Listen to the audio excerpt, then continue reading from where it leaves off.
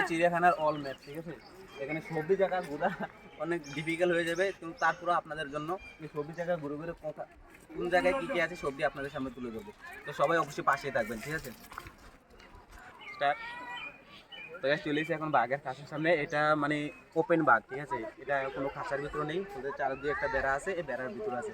আর এটা দেখার জন্য কত দর্শক এসেছে দেখেন, কত দর্শক, দর্শক শেষ নাই। তো সবার সাথে থাকুন, চলুন আপনাদেরকে দেখাবো বাঘ। এই ওদিক দিয়ে বসে আছে।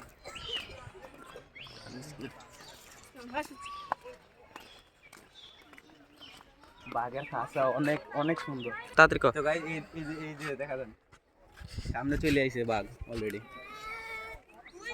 দর্শক অভাব নাই।